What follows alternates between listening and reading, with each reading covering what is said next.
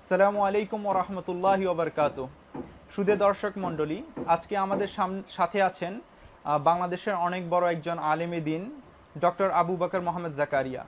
তো আজকে আমরা ওনার সাথে ওনার শিক্ষা জীবন নিয়ে বিস্তারিতভাবে ইনশাআল্লাহ আলোচনা করার চেষ্টা করব। আসসালামু আলাইকুম শেখ। ওয়ালাইকুম আসসালাম ওয়া রাহমাতুল্লাহি ওয়া বারাকাতুহু। শেখ কেমন আছেন? আলহামদুলিল্লাহ ভালো আছি। আচ্ছা শেখ, অনেকেই জানতে চায় যে আপনি আমাদের দেশের এত বড় একজন আলেম, আপনি কোথায় কোথায় পড়ালেখা করেছেন এবং কি পথ ও পন্থা অবলম্বন করেছেন যে স্থানে আপনি এখন আছেন সেই স্থানে পৌঁছানোর জন্য। কারণ এসব জিনিস জানলে আমাদের যারা দিনী ভাই তারা মোটিভেশন পায় এবং অনুসরণ করার জন্য একটা পথ তারা পেতে পারে আর কি। তো আপনাকে অনুরোধ করছি আপনার ব্যাপারে যদি বলতেন। বিসমিল্লাহ, আলহামদুলিল্লাহ, ওয়াসসালাতু ওয়াসসালামু আলা রাসূলিল্লাহ ওয়া বাদ।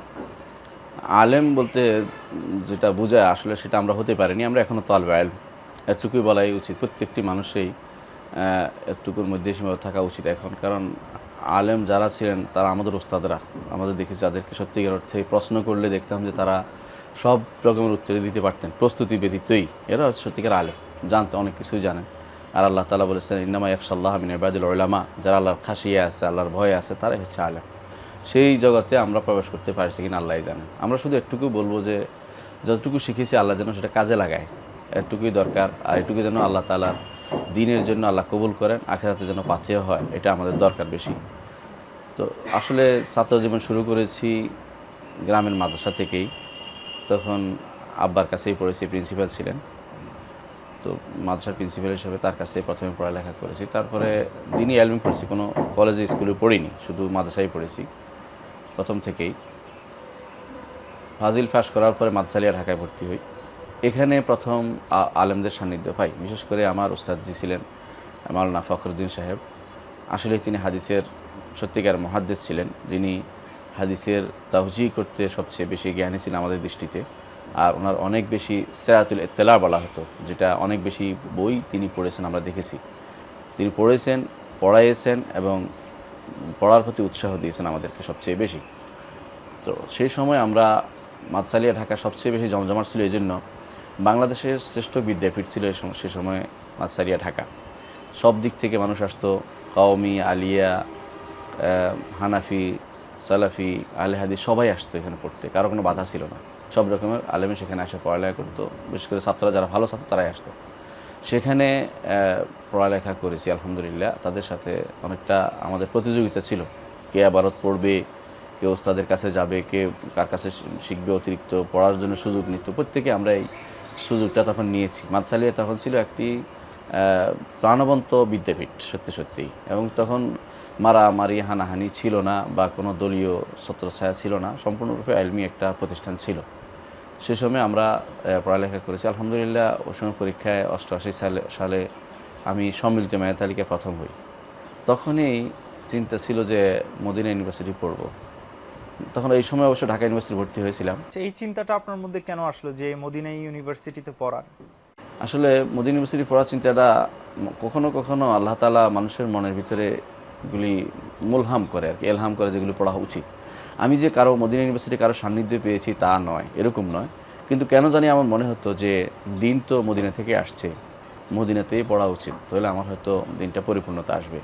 সেজন্য ফাজিল থাকতে দরখাস্ত করেছি। কিন্তু প্রথমবার আমার সেটা গ্রহণযোগ্য হয়নি, ফেরত আসছে কাগজ যে এবারের মতো তোমাকে নেওয়া হলো না। কিন্তু আমি হতাশ হইনি। কামিলের রেজাল্ট যখন বের হয়েছে তখন আমি আবার দরখাস্ত করি। এই সময় আমি ঢাকা ইউনিভার্সিটিতে ভর্তি হই আরবিতে পড়ালেখা করার সময় 2 বছর পার হয়ে গেছে। এমন সময় আমার কাছে কাগজ আসে, বাড়িতে কাগজ আসে। তো আব্বা কাগজ রেখে দেন হাতে, বলেন যে সে আসলে দেখাবে। যাওয়ার পর দেখলেন যে সেখানে একটা টেলেক্স আসছে। তখনকার দিনে টেলিফোন ছিল না তেমন, আবার ফ্যাক্সও ছিল না বা কিছুই ছিল না। টেলেক্স আসছিল, লেখা ছিল যে দেখা করো অমুক জায়গাতে, তোমার ভিসা আসছে, তোমার জন্য তুমি মদিনা ইউনিভার্সিটি গ্রহণযোগ্য হয়েছো, স্পষ্ট এসেছে। তো তুমি দেখা করো অমুকের সাথে, তোমার টিকিট হবে, তোমার ভিসা দিয়ে দেবে এমবেসিতে। আলহামদুলিল্লাহ আল্লাহ কবুল করেছেন। আমি ঢাকা ইউনিভার্সিটি ছেড়ে চলে যাই। তখন 3য় বর্ষে আমি কমপ্লিট না করে চলে গেছি, কারণ আমার কাছে ভালো মনে হয়নি। সত্যিকার হচ্ছে ঢাকা ইউনিভার্সিটি পড়ার সময় আমার কাছে কোনো এলমি কোনো কিছুই আমি পাইনি। আপনি ঢাকা ইউনিভার্সিটিতে কোন ডিপার্টমেন্টে ভর্তি হয়ে? একটা সার্টিফিকেট, আমি আরবি ডিপার্টমেন্টে পড়তাম তখন। আর আরবি ডিপার্টমেন্টে তখন, এখন অবশ্য অনেক ভালো, তখন অবশ্য এরকম প্রতিযোগিতা ছিলও না। আমরা না পড়েও কেন জানি রেজাল্ট করতাম, সেজন্য এটা পছন্দনীয় ছিল না আমার কাছে, কারণ আমি সবসময় চ্যালেঞ্জ নিতে খুব পছন্দ করতাম যে কোনো কাজে, যে যেটা কঠিন এটাই আমি করবো, এতটুকু চিন্তা ভাবনা ছিল। তখন দেখতাম যে এটা তো ভালো কোনো পড়ালেখার সিস্টেম নয়, বরং এটা একটা সার্টিফিকেট কেনা হয়, সেই জন্য খুব আগ্রহী ছিলাম না। আলহামদুলিল্লাহ মদিনা ইউনিভার্সিটি কবুল হওয়ার পরে আমি 1989 সালের একদম শেষ দিকে আমি মদিনা ইউনিভার্সিটি চলে যাই, একদম ডিসেম্বরের 17 অথবা 27 আমার ঠিক মনে নেই। মদিনা ইউনিভার্সিটি যাই, সেখানে মদিনা ইউনিভার্সিটিতে তাদের যে আগ্রহ এবং তারা যে মানুষকে ভালোবাসে তার প্রমাণ আমরা পেয়েছি ওখানে। বিশেষ পড়তে আসে তাদের প্রতি প্রচণ্ড আগ্রহ তাদের ছিল। তো আমি যেহেতু দেশে আরবি শিখে গেছি, সেখানে যাওয়ার পরে আর দ্বিতীয়বার ভাষা কোর্সে ভর্তি হয়নি, সরাসরি অনার্সে ভর্তি হই। আচ্ছা, এই বাংলাদেশে যে আরবিটা শিখেছেন ওইটা এবং সৌদি আরবে মদিনা ইউনিভার্সিটিতে যে আরবি ব্যবহৃত হয়, এর মধ্যে কি কোনো পার্থক্য আছে নাকি এটা যথেষ্ট? আসলে বাংলাদেশে যে আরবি তখনকার দিনে পড়া হতো সেটা খুব উচ্চাঙ্গের ছিল, কারণ আমি আলেম পরীক্ষা, ফাজিল পরীক্ষা দিয়েছি আরবিতে, কামিল পরীক্ষা দিয়ে সম্পূর্ণ আরবিতে, এবং তারিখ সহ ইতিহাস সহ আরবিতে পরীক্ষা দিয়েছি। এই জন্য বিশেষ করে আব্বাজানের বেশ কিছু ছিল, প্রচেষ্টা ছিল আমাদের প্রতি। তো তিনিও পড়াতেন, দিন রাত পড়াতেন, আর আমরাও পড়তাম। তখনকার দিনে পড়ার প্রতি আমাদের একটা আগ্রহ ছিল, রেজাল্টের চেয়ে বেশি, সেই জন্য আরবিটা আমাদের শেখা হয়েছিল। আর তখন অনেকে আরবি ভালো জানতো, এখনকার ছাত্রদের মতো নয় যে আলেম পড়ে চলে যেত, এরকম না। এখন তো আলেম পড়ে সবাই কলেজে চলে যায়, বিভিন্ন ইউনিভার্সিটি চলে যায়, তখন আরবি শেখার সুযোগ পায় না। তখন ফাজিলে আমরা কিন্তু ভালোই পড়তাম আরবি, বেশ কিছু আরবি পড়তাম, এবং আরবি শেখার জন্য আমাদের একটা আগ্রহ ছিল, সেই জন্য তখনকার আরবিটা আমাদের ভালোই ছিল। বরং আমার মনে পড়ে আমি মদিনা ইউনিভার্সিটি ভর্তি হওয়ার পরে প্রথম বছরেই আমি অনেক কিছু বুঝতাম না, সত্য কথা। কারণ অনেক উস্তাদজি তারা অনেক বড় জ্ঞানী ছিলেন, কিন্তু তারা লাহাজা বা বিশেষ এলাকাভিত্তিক আঞ্চলিক কিছু টান তাদের মধ্যে ছিল কথাবার্তা বলার ক্ষেত্রে। এটা প্রথম 6 মাস আমার খুব কষ্ট হয়েছে, সন্দেহ নেই। বরং আর যখন আমরা গেছি তখন ক্লাস শুরু হয়ে গেছে, পিছনের দিকে টেবিলে বসতাম। কিন্তু আলহামদুলিল্লাহ প্রথম পরীক্ষাতে আমি 5ম স্থানে চলে আসি। পরীক্ষা রেজাল্টে ভালো করে ফেলছি, তখন আমার বদলে যায় 5 নম্বর টেবিলে আমার চলে আসে, তো উস্তাদের সামনে পড়ে যায়। তখন থেকে আলহামদুলিল্লাহ বুঝতে অসুবিধা হয়নি, পিছনে বুঝতে অনেক সময় অসুবিধা হয় ভাষা। পরবর্তীতে আমরা স্থানীয় ভাষা রপ্ত করে ফেলি। এর আগে আমি দেখেছি একটা জিনিস, যে রপ্ত করার আগেই আমরা দেখতাম আরব বন্ধুরা আমাদের আসে বসে থাকতো, যে তুমি কথা বলো, তোমার কথা বলতে শুনতে ভালো লাগে। কেন আমরা বুঝতাম না, তখন বলতে তুমি তো শুদ্ধ ভাষায় কথা বলো। তখন আমরা অত্যন্ত বেশি ফার্সি ভাষা কথা বলতাম, মানে একটা ফসা ছাড়া কথাই আমাদের ছিল না, যেটাই বলতাম ফসা একদম বিশুদ্ধ আরবিতে বলতাম। এক বছর পরে দেখলাম যে আমাদের বন্ধুরা আস্তে আস্তে আমাদের থেকে কেটে পড়তেছে। বললাম যে কেন চলে যাচ্ছ? বলে যে তোমরা এখন আর শুদ্ধ ভাষায় কথা বলো না, আমরা এখন সমান হয়ে গেছি। সেই জন্য আমরা বুঝতাম যে আমাদের আরবিটা আসলেই অত্যন্ত, তখনকার সময় আমাদের আরবিটা অত্যন্ত মানসম্মতই ছিল, এবং আমরা বুঝতে কোনো অসুবিধা হতো না। কারণ কিতাবের ভাষা আমরা শিখেছি, তখনই দেশেই শিখেছি, বিদেশে আমরা শিখেছি যে মাহরাবের কোন ভাষার, সব আরবি ভাষা যে সমস্ত একটা শব্দ দিয়ে অনেকগুলো অর্থ বোঝায়, সেটা আমরা বিদেশে রপ্ত করতে পেরেছি। অনেক সময় আমার দেশে থাকা অবস্থা আমরা শুধু একটা শব্দ শিখতাম, এবং হয়তো কঠিন শব্দটা আমরা ব্যবহার করতাম, কিন্তু একটা সহজ শব্দ ব্যবহার করার মতো যে আরবি জানা দরকার, তখন আমাদের সেটা জানা ছিল না। এবং সেটা হয়েছে আরবদের সাথে মেশার কারণে, ওস্তাদের কাছে বসার কারণে। তো প্রথম আমরা সেখানে, আমি শরিয়াতে ভর্তি হই। শরিয়াতে আমি 4 বছর আলহামদুলিল্লাহ সম্মানের সাথে অত্যন্ত মমতাজ হিসেবেই অনার্স শেষ করি, এবং যৌথভাবে আমি 5ম স্থান অধিকার করি। যৌথভাবে 5ম স্থান অধিকার, কারণ সারা বিশ্বের সমস্ত বড় বড় শিক্ষিত এবং যোগ্য ছেলেরাই সেখানে উপস্থিত হতো। তো এই জন্য সেখানে পরীক্ষা হতো পুরা অনার্স, পুরা অনুষদে একটা পরীক্ষা হতো, কোনো ডিপার্টমেন্টে পরীক্ষা হতো না। মদিনা ইউনিভার্সিটিতে পরীক্ষাগুলো অনুষদ লেভেল হতো। অনুষদ লেভেল হওয়ার কারণে কয়েক হাজার ছাত্র একসাথে পরীক্ষা দিত, এবং সেইভাবে পরীক্ষা হতো। তো আলহামদুলিল্লাহ রেজাল্ট করার পরে অনার্সে আমাদের ইচ্ছা ছিল যে ফেকাতে ভর্তি হব, ফিকা ডিপার্টমেন্টে ভর্তি হব, ফিকা ডিপার্টমেন্টে ভর্তি হব মাস্টার্স করার জন্য, এমফিল করার জন্য। তখন তারা নিজেরাই পছন্দ করে নিয়েছেন 13 জনকে পছন্দ করে নিয়েছেন এত ছাত্রের মধ্যে থেকে, তার মধ্যে আমি একজন ছিলাম। এই 13 জনে যখন পরীক্ষা দিল, তখন এই পরীক্ষাতে আমরা 3 জন টিকলাম, আরও 10 জন বাদ পড়ে গেলেন। এই 3 জন নিয়ে তারা ডিপার্টমেন্ট খুলবে না। তখন প্রধান ছিলেন ডক্টর শেখ আবদুল্লাহ গুনাইমান রইসুদ্দের আসাদ, অর্থাৎ হায়ার এডুকেশন তিনি প্রধান ছিলেন। তিনি বললেন যে আমি এদের দিয়ে 3 জনকে দিয়ে আমি আর ডিপার্টমেন্ট খুলবো না, আমি এদেরকে নিয়ে অন্য ডিপার্টমেন্ট খুলবো। তখন তিনি আমাদের নিয়ে আকিদা ডিপার্টমেন্টে নিয়ে যান তিনি, এবং সেখানে আমরা 7 জন হলাম, ওখানে 4 জন পাশ করছে, আমরা 3 জনে এদিক থেকে নিয়ে গেল, 7 জনে আমরা। এই 7 জনের মধ্যে ঘটনাচক্রে আর 2 জন হেরে যায়, আর 2 জন মানহাজিয়া বলে, যেটা প্রথম পরীক্ষা, সেখানে পড়তে হয় অন্তত গদবাধা পড়া আছে। গদবাধা কীরকম, 10টা বই পড়ে আসবে পরীক্ষা, 10টা বই থেকে নেবে, এরকম পড়া ছিল ওখানে। মানে এটা কোনো সুনির্দিষ্ট কোনো সিলেবাসের অন্তর্ভুক্ত না। এই জিনিসগুলো আলোচনা হবে এই বইগুলি থেকে, যে পড়তে পারবে তা উত্তর দিতে পারবে সে পাস, যে পড়বে না সে বাদ, এরকম। তো সেই পরীক্ষায় আমরা 3 জন টিকেছিলাম। আবার বাইরে থেকে যে 3 জন গেছি, এই 3 জনে টিকেছি। ওখানে যারা ছিল ওরা কেউই আর পাশ করতে পারেনি। মানে আমরা যারা শরিয়া থেকে গিয়েছিলাম তারাই পাশ করেছি। তো পাশ করার পরে আমাদের আলহামদুলিল্লাহ ওখানে আমি ফার্স্ট ছিলাম, 3 জনের মধ্যে আমি প্রথম ছিলাম মাস্টার্সে। প্রথম হওয়ার পরে আমাদেরকে লিখতে দেওয়া হলো। তখন আবদুল্লাহ গুনাইমান বললেন যে আমি তোমাকে আমার ইশরাফে নিয়ে নিলাম সরাসরি। উনি বললেন যে তুমি আমার সুপারভিশনে একটা থিসিস লেখো। তখন আমি এই আশির ফিল কাদিম আল হাদিস এই গ্রন্থটি লিখি। গ্রন্থটা এখানে আছে, মনে হয় দেখেছেন, গ্রন্থটা লিখি। আলহামদুলিল্লাহ এটা 3 খণ্ডের, দেখেছেন আপনারা, দেখেছেন 3 খণ্ডের। এটা প্রায় 1700 পৃষ্ঠার বই। এটা আরও বিশ্বে এখনও সমাদৃত আলহামদুলিল্লাহ। তারপর আমি মাস্টার্সে পিএইচডির জন্য দরখাস্ত করি। পিএইচডিতে আলহামদুলিল্লাহ আমার চান্স হয়ে যায়। তখন বললো যে আমাদের মাশায়েখরা বললেন যে আমাদের রসমুল আদিয়ানের কিছু কাজ করা দরকার, অর্থাৎ তুলনামূলক ধর্মতত্ত্বে কিছু কাজ করা দরকার। সেখানে একটি কাজ হয়নি, তা হচ্ছে হিন্দু ধর্মের উপর কোনো কাজ হয়নি। আমরা চাচ্ছি তুমি হিন্দু ধর্মের উপর কিছু লেখো। তখন আমি হিন্দু ধর্মের উপরে লিখে সিনপসিস জমা দিলাম। আলহামদুলিল্লাহ সেটা গ্রান্ট হলো, লিখলাম। এটা এখন আলহামদুলিল্লাহ ছাপা হয়েছে 3 খণ্ডে। 3 খণ্ডে ছাপা হয়েছে, আল হিন্দুসিয়া ও তাআসসুর বাদাল ফিরাকিল ইসলামিয়াতি বিহা। 3 খণ্ডে সেটা ছাপা হয়েছে জিদ্দা থেকে, গত বছর সেটা ছাপা হয়েছে। সেটাও আলহামদুলিল্লাহ আরও বেশি খুব সমাদৃত বলে আমার কাছে জানানো হয়েছে, এবং সেটাও অনেকেই সেটা গ্রহণ করেছে। একবার সেটা একটা ভিডিওতে দেখলাম যে একজন খুব ভালো প্রশংসা করলেন যে এই বইটার, ওখান থেকে আমি জানিও না ওকে, অথচ তিনি প্রশংসা করলেন ভালোই। আলহামদুলিল্লাহ আমরা যেই মানহাজে শিখেছি, মদিনা ইউনিভার্সিটির মানহাজটা অত্যন্ত সুন্দর। সেখানে কাউকে বাড়াবাড়ি বা ছাড়াছাড়ি করতে দেওয়া হয় না। বাড়াবাড়ি করলেও তার স্থান হয় না এমফিল পিএইচডিতে, আর ছাড়াছাড়ি করলেও তার এমফিল স্থান হয় না। সেখানে একটা কঠোরতা অবলম্বন করা হয়, যারা পিএইচডি নেবে তাদেরকে অবশ্যই 10 পারা কোরআন শরীফ 1 বসায় শোনাতে হবে, এই কড়াকড়ি আছে। তো যারা এই জায়গাতে পাশ করতে পারেনি ওরা সব বাদ পড়ে যায়। আলহামদুলিল্লাহ আমরা এই নীতিটা এখনো আছে। 10 পারা কোরআন শরীফ যদি শোনাইতে না পারে তবে তাকে পিএইচডিতে চান্স দেওয়া হয় না। তো আমরা এই জন্য অনেকেই আমাদের আগে কেউ পিএইচডি করেনি। তো আমাদের আগে যারা করেছিলেন ডক্টর মনজুর ইলাহি, তার সময় এই নিয়মটা ছিল না। তারপরেও তিনিও আলহামদুলিল্লাহ যোগ্য মানুষ, আলহামদুলিল্লাহ তিনি সুন্দরভাবে সেটা। আমার পরে ডক্টর সাইফুল্লাহ তিনিও হয়তো 10 পারা শোনাইছেন, আমার যতটুকু বিশ্বাস, আমার জানা মতে নীতিটা ছিল, এই নিয়মটা ছিল।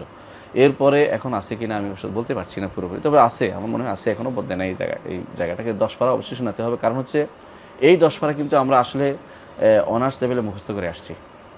অনার্স লেভেল প্রতি বর্ষে আমাদেরকে 2.5 পারা মুখস্থ কোরআন শরীফ শোনাইতে হয়, পরীক্ষা দিতে হয় 2.5 পারা। তো 2.5 পারা করে 4 বছরে 10 পারা হয়। সেই জন্য এই 10 পারা কোরআন শরীফ আমরা মুখস্থ করেছি। এই 10 পারা মুখস্থ আমাদেরকে শোনাইতে হয়েছে। এই জন্য কোরআনে কারিমের সাথে আমাদের একটা সম্পর্ক তৈরি হয়ে গিয়েছিল। আমরা এরপরে মসজিদ নববীতে বসে বাকিটা মুখস্থ করেছি, যতটুকু পেরেছি। অল্প বাকি আছে আমাদের এখনও অল্প, সেটা ব্যতীত আলহামদুলিল্লাহ কোরআনে কারিমের সাথে আমাদের সম্পর্ক তখনই তৈরি হয়েছে। বিশেষ করে যখনই মসজিদ নববীতে যাইতাম তখনই আমাদের সবচেয়ে বেশি আনন্দের বিষয় ছিল মসজিদ নববী। এই জন্য যে সেখানে ঢোকার পরেই প্রশান্তি অনুভূত হতো, কারণ সেই প্রশান্তি আমরা জানি না কোত্থেকে আসতো, আল্লাহর পক্ষ থেকে দেওয়া প্রশান্তি। বিশেষ করে যখনই যাইতাম দেখলাম দার্স হচ্ছে, সেটার জন্য সবচেয়ে বেশি মায়া লাগতো। হয়তো ঢুকেছি, দেখলাম শেখ আব্দুল মোহসেন আব্বাদ হাফিজাহুল্লাহ দর্শ দিচ্ছেন, ঠিক তখন তিনি দর্শ দিতেন মসজিদ নববী, যেখানে বেলাল রাদিয়াল্লাহু আনহু আজান দিতেন, অর্থাৎ আজানের জায়গা, যে জায়গাটা আজানের জায়গার ঠিক নিচে আজানের জায়গার নিচে, সেখানে তিনি দার্স দিতেন। সেই জায়গায় আমরা বসতাম এবং সেখানে শেখের দার্স নিতাম। কিছুক্ষণ পর হয়তো আমরা দেখতে পিছনে আরেকখানে দার্স আছে, ওখানেও যেতাম। সেখানে শেখ আতিয়া মোহাম্মদ সালেম তিনি দার্স দিতেন, সেখানে আমরা কিছুক্ষণ বসতাম, সেখান থেকেও শিক্ষা নিতাম। আবার দেখতাম যে কিছুক্ষণ পরে শেখ সালেহ সোহাইমি তিনিও দার্স দিচ্ছেন, সেখানেও বসতাম। তারপর উনি কি তখন থেকেই শেখ ছিলেন? তখন থেকে তিনি শেখ ছিলেন, আচ্ছা। তখন থেকেই তিনি দর্শ দিতেন। তো তখন আবার কখন পিছনে যেতাম দেখবেন শেখ সালেহ আল আবুদ, যিনি আমার খুব প্রিয় পাত্র ছিলেন, আমার খুব ভালোবাসেন, এখনও নাম এক নামেই চিনি, এবং ওনার বিশেষ কাজগুলো আমিই করতাম, ওনার ব্যক্তিগত কাজের এলমি কাজগুলো। তো শেখের দর্শে আমরা বসতাম, বিশেষ করে দর্শে তাওহীদের দর্শ দিতেন শেখ। আবদুল্লাহ গুনাইমানের দর্শে বসতাম, তিনিও তাওহীদের দর্শ দিতেন। তারপরে দর্শ দিতেন শেখ আব্দুল মোহসেন আব্বাদ হাফিজাহুল্লাহ, তিনি দর্শ দিতেন। তখন দিতেন তিনি 6টি কিতাবের দর্শ দিতেন পর্যায়ক্রমে, অর্থাৎ বুখারী থেকে শুরু করে, হ্যাঁ, হাদিসের। মদিনার মুহাদ্দিসদের মধ্যে উনি বিখ্যাত ব্যক্তি এবং আলহামদুলিল্লাহ বর্তমান সময়ের মধ্যে আমি মনে করি একজন শ্রেষ্ঠ ব্যক্তি হচ্ছেন শেখ আব্দুল মোহসেন আব্বাদ, হাদিসের ক্ষেত্রে বর্তমানে জীবিত রেখেছেন আল্লাহ তাআলা। এবং মানহাজ মুতাদিল, সবচেয়ে সুন্দর মানহাজ, কারো আক্রমণ নয়, কারো বিরুদ্ধে নয়, হক কথা বলার ক্ষেত্রে কোনো জড়ি নেই তার। এই হচ্ছেন আব্দুল মোহসেন আব্বাদ হাফিজাহুল্লাহ, এরকম মানুষ বিরল। তো তার দর্শে আমরা বসতাম, বিশেষ করে বেশি দর্শে বসেছি যখন তিনি আবু দাউদ পড়াতেন।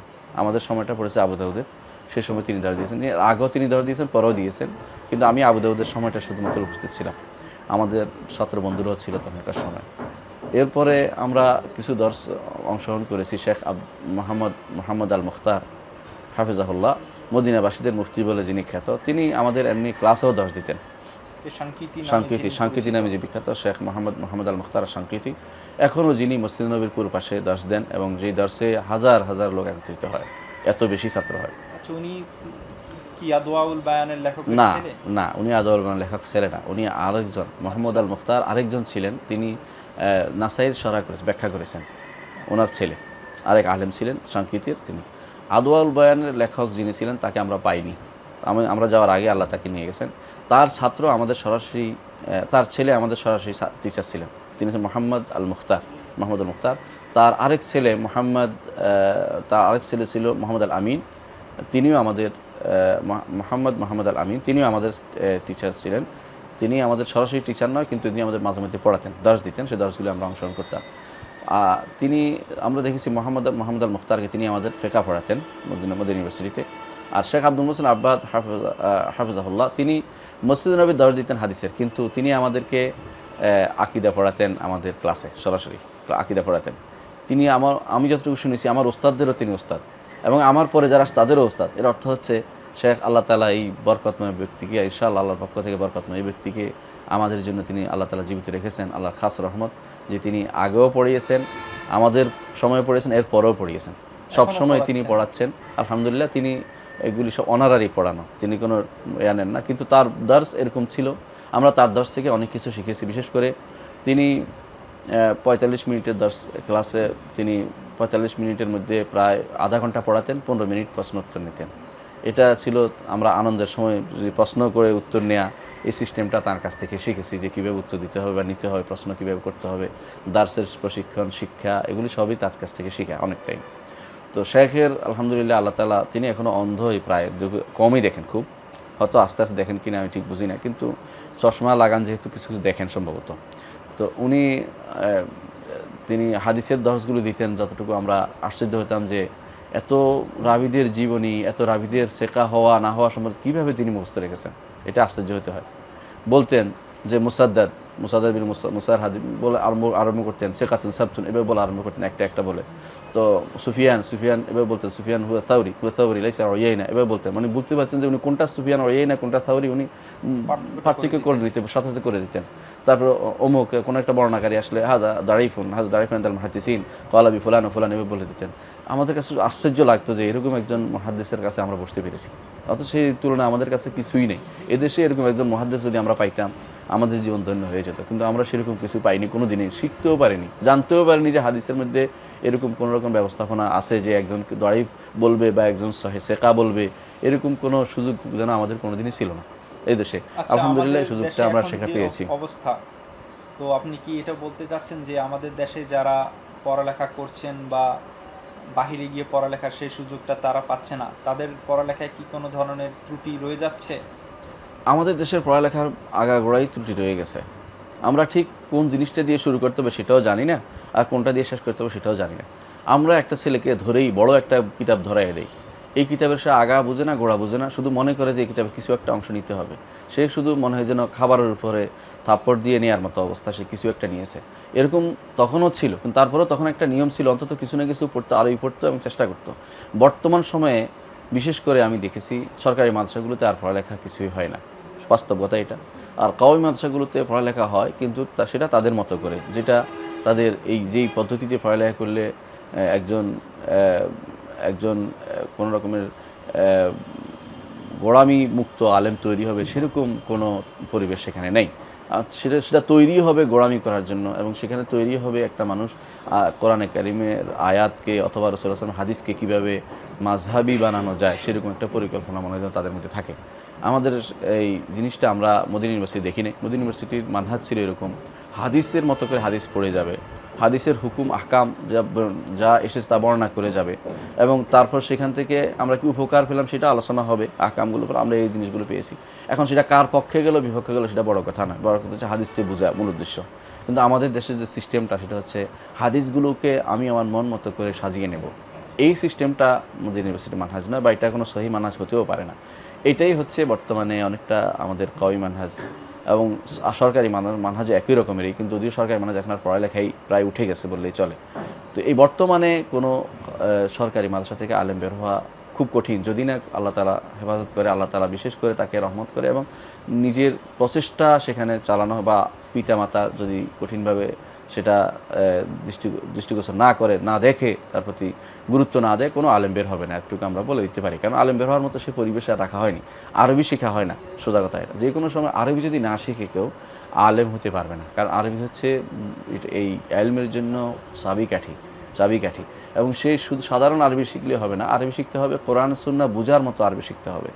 আরবি সাহিত্যিক আরবি যথেষ্ট নয়, কারণ কোরআন সুন্নাহর মধ্যে জাওয়ামিউল কালিম, কোরআন এবং হাদিস দুইটার মধ্যে বোঝার জন্য আলাদা কিছু জ্ঞান লাগে, এবং সেটা হচ্ছে যে কোন এই শব্দটির কতটি অর্থ হতে পারে, কোন অর্থটি এখানে গ্রহণযোগ্য, কোন অর্থটি গ্রহণযোগ্য নয়, কোনটা নেওয়া হয়েছে এখানে, কোনটা উদ্দেশ্য আল্লাহ তাআলার, কোনটা রাসূলুল্লাহ সাল্লাল্লাহু আলাইহি ওয়াসাল্লামের উদ্দেশ্য ছিল, এগুলি না বোঝা পর্যন্ত কিন্তু সত্যিকার আলেম তৈরি হয় না। এই জন্য আমাদের দেশের পুরো মানহাজটাই ঢেলে সাজানো উচিত, কোনোটাই কিন্তু সত্যিকার এলমি কোনো মানহাজ নেই। এই জন্য এখন আর আমাদের দেশে চেষ্টা করলেও কোনো আলেম বলে যাদেরকে সেরকম কিছু তৈরি হচ্ছে না। আমরা দোয়া করি আল্লাহ যেন এই পরিবেশের পরিবর্তন করে এবং আলেম তৈরি হয়। আমরা দেখেছি মদিনা ইউনিভার্সিটিতে অনেকেই গেছে, কিন্তু অনেকেই কেন আলেম তৈরি হয়নি, এর পিছনে কিছু কারণ ছিল। এর মধ্যে সবচেয়ে বড় জিনিস হচ্ছে রাসূলুল্লাহ সাল্লাল্লাহু আলাইহি ওয়াসাল্লাম সেই হাদিসটি আমার মনে পড়ে, তিনি বলেছিলেন যে এই ইলমে কেউ যদি কোনো ইলম শিখে, দ্বীনি ইলম শিখে যদি কোনো দুনিয়া উদ্দেশ্য নেয়, তাহলে আমি এই যে আরাফাল জান্নাহ, জান্নাতের সুগন্ধিও পাবে না। অথচ এই জিনিসটাই দেখা গেছে অনেক সময় দুনিয়ার বিভিন্ন কর্মকাণ্ডে তারা ব্যস্ত ছিল, এই জন্য তারা সময় দিতে পারেনি। ইলমের নিয়মই হচ্ছে এটা, যতটুকু আপনি দিবেন তার চেয়ে কম সে পাবে, মানে আমি যতটুকু শ্রম দিব তার কম পাবো, কিন্তু শ্রম যদি না দেয় ইলম আপনাকে কিছুই দিবে না। এটাই আবু দারদা রাদিয়াল্লাহু আনহু সহ যারা বলেছেন, আলেমগণ বা মুহাদ্দিসগণ বা মুফাসসিরগণ এবং সাহাবা তাবিঈনগণ বলেছেন, এগুলো সত্য কথা যে ইলমের জন্য আপনাকে উজাড় করে সময় দিতে হবে এবং মনে করতে হবে যে আমি এটার খাদেম এবং এর মাধ্যমেই আল্লাহ তাআলা আমাকে পুরস্কৃত করবেন, দুনিয়া আখিরাতে উন্নীত করবেন। এটা যদি নিয়ত না থাকে ইলমের কোনো উপকার হয় না, এটাই দেখা গেছে। এই জন্য যারাই এই সময়টুকু দিয়েছেন, মসজিদে নববীতে দর্শগুলিতে বসেছেন, শায়েখদের কাছে আলোচনা করেছেন, তাদেরকে শিখতে চেষ্টা করেছেন, নিয়মিত মানহাজগুলি পড়েছেন, তারা কিন্তু সত্যিকার কাজে লেগেছে। এর বিপরীতে আমাদের দেশে যেহেতু এই উদ্দেশ্যটা নেই, সবার উদ্দেশ্য হচ্ছে চাকরি, বড় ধরনের একটা চাকরি চিন্তা ভাবনা যখনই থাকে, তখন কিন্তু কেউ আর দ্বীনি ইলম শিখতে চায় না, কারণ দ্বীনি ইলম শিখে বড় চাকরি কোথাও পাওয়া যায় না, এটা সাধারণ কথা। এবং দ্বীনি ইলমের জন্য বড় চাকরি চিন্তা করাটাই হচ্ছে একটি বড় বাধা, যা রাসূলুল্লাহ সাল্লাল্লাহু আলাইহি ওয়াসাল্লাম অন্য হাদিসে স্পষ্টভাবে এসেছে। আমার কথাটা তো বুঝতে পেরেছেন জিনিসটা। জি শেখ, আপনি শুরুর দিকে একটা কথা বললেন যে শেখ গুনাইমান আপনাদের ৩-৪ জনকে নিয়ে আকীদার ডিপার্টমেন্টটা খোলা হয়েছে, তার মানে কি এর আগে আকীদার ডিপার্টমেন্ট কি মদিনা ইউনিভার্সিটিতে ছিল না?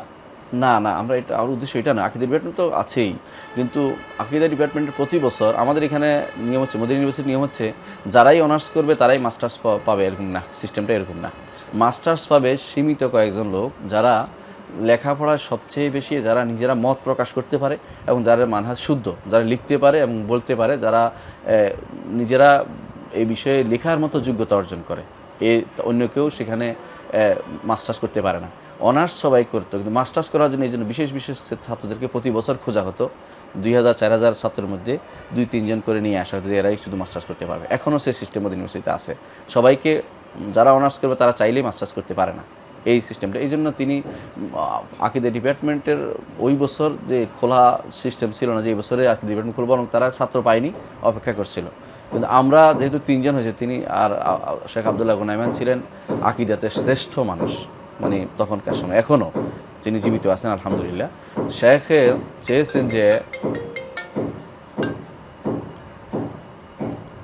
চেয়েছেন যে আকিদা ডিপার্টমেন্ট ইচ্ছুক, এই জন্য তিনি ওই বছর আবার অনার্সে নতুন করে আকিদা ডিপার্টমেন্ট খুললেন।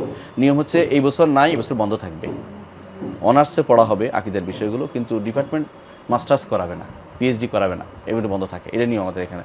যখনই কোনো ভালো পাওয়া যায়, ছাত্র পাওয়া যায়, তখন শুধুমাত্র খোলা হয়, সেই জন্য খোলা হয়েছিল। বুঝতে পারছেন? আচ্ছা শেখ, আপনার ওস্তাদদের মধ্যে কে কে ছিলেন? আপনি তো কিছু ওস্তাদদের নাম অলরেডি বলেছেন, জি জি। তারপরে আর কে কে ছিল? যেমন আমরা তো অনেকগুলো শেখের নাম এখন শুনতে পাই। ইন্ডিয়ার শেখ ওয়াসিউল্লাহ আব্বাস কি ছিল? কোনো দার্স পেয়েছিলেন? ইন্ডিয়ার শেখ জিয়াউর রহমান আজমি? শেখ ওয়াসিউল্লাহ আব্বাস তিনি মক্কায় ছিলেন।